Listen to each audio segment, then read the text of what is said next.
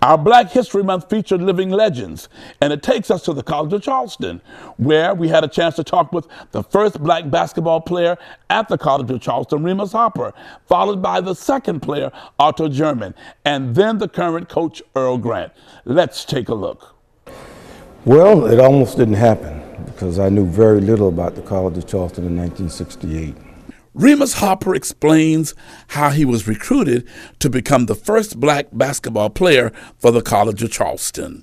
And I was being recruited by Mr. Fred Daniels, who was the head basketball coach, and he had dual duties. He was director of admissions also.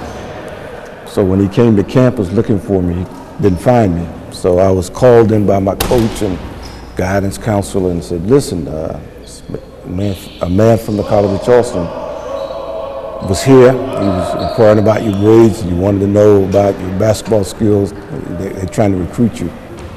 And I wasn't coming.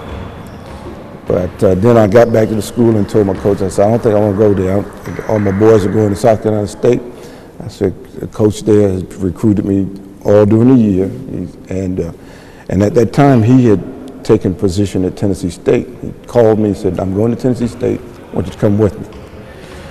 And so I said yes. So after that, I was called in by my coach. I was called in Coach Eugene Graves, Coach Duncan, and called in by the guidance counselors. And they said, listen, you don't understand the historical significance of this. So now, whether you want to go or not, you're going. And it's a decision that I made with their assistance that I've never regretted. Otto Germam, the second player recruited to play basketball at the College of Charleston, recalls how he was recruited. You know, the same person that brought Reverend Harper here, brought me here with Mr. Daniels. He recruited me hard for 2 years, and I only played 2 years in high school basketball. But Reverend Harper paved the way, so it wasn't as big a transition for me to come into the environment. When asked if there were any struggles with being on the team, here's what they had to say. The hostility came for both of us when we were away from Charleston. We were well received by our teammates. It's just something that when you put on a uniform, how athletics has the ability to bring people from different backgrounds, different culture, different social, economic background together and to perform as one, representing one university. I think one of the things that kind of drove things home to me was when I was on a road trip that I was not, accepted worldwide. In another area. That's right. We were headed to play Erskine College, due West South Carolina. So you travel I-26. And Fred Daniels was the driver. I've told the story many times. And we traveled by station wagon, coach, vans. 57 Chevys? Yeah, Chevrolet, But anyway, I was in the back seat of the station wagon, coach was driving, and there was a sign on the floor that I picked up and put in the window. And I had 2 white wristbands on. And so we were in Orangeburg County, and 2 brothers pulled on the side of us, and I gave them the black power sign, like this. And they sped away. And about 15 minutes later, highway patrolman stopped us. And coach was scared because he had about 1 point left on his license. He said, "May I see your driver's license, sir?" I said, "Okay." He said, what are you doing? Well, who are you? He said, "Well, the College of Charleston basketball team." He said, "No, you're not. They don't have any them on your team." So now, who are you? He said, "Well, we're the College of Charleston basketball team." So he said, "Well, I'm gonna ask you one more time. Who are you?" I said, "We're the College of Charleston basketball team." He said, "Well, 2 guys just stopped us and told us that you were kidnapping this in the back. He said, no, he's a player on the team. He said, well, I don't know who you are, I don't know who he is, but whatever you're going to do to him, don't do it in Orangeburg County. That was right after the Orangeburg Massacre, which is this month, and that was in February of 1968. So we went through some stuff, but as I said, as Otto and I have said earlier, we were totally accepted on campus. All of the workers here were so glad to see us that they really catered to us to make us feel comfortable. In 2014, Earl Grant has accepted a new position as the new men's basketball head coach at the College of Charleston. I asked what were his thoughts on being the first black coach to ever accept this position. And he tells me about the day he got the call. Well, it shocked my system. Obviously, me and my wife, I had came down on a Friday to meet with President McConnell and Joe Hall after about 3 weeks of, a process of 3 weeks with the interviews, and a lot of things happened during that time. And so on a Friday, he called me to come back down and meet with him and Joe Hall, the athletic director.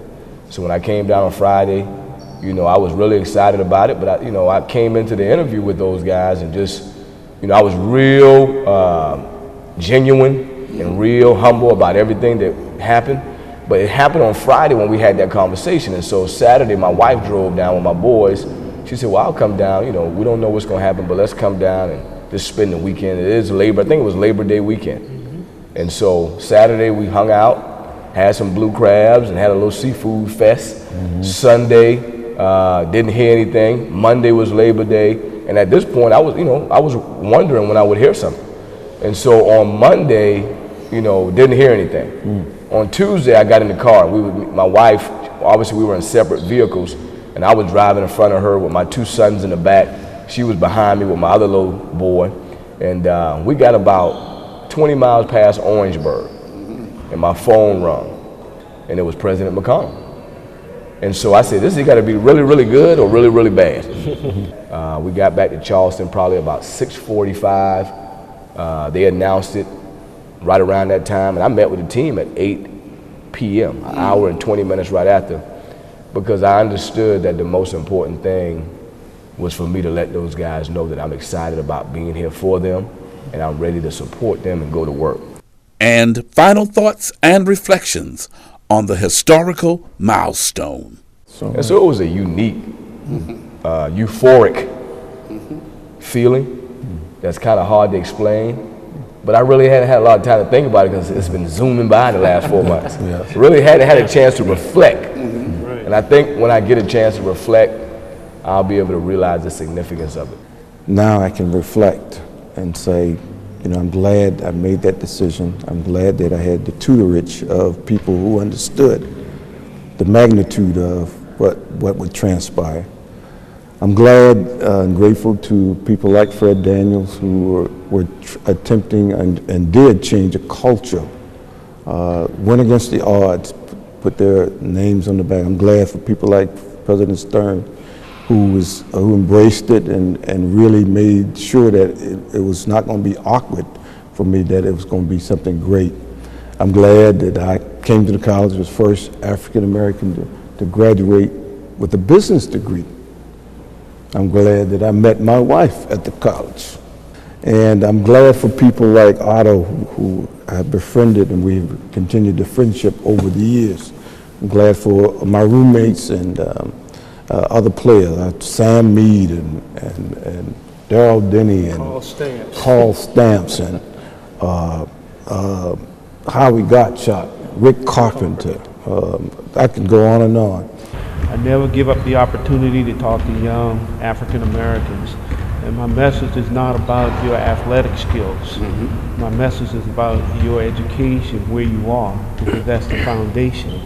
Because if you don't do the work in the classroom here, you'll never have an opportunity to showcase your athletic skills for Coach Grant or any other coach. So that's always been my message to young African Americans. And as I said earlier, I'm so appreciative that the focus is on locals who have contributed to what we now celebrate in Black History Month. I think the irony also is I knew his father well. I know most of your relatives well. In fact, his uncle and I grew up together.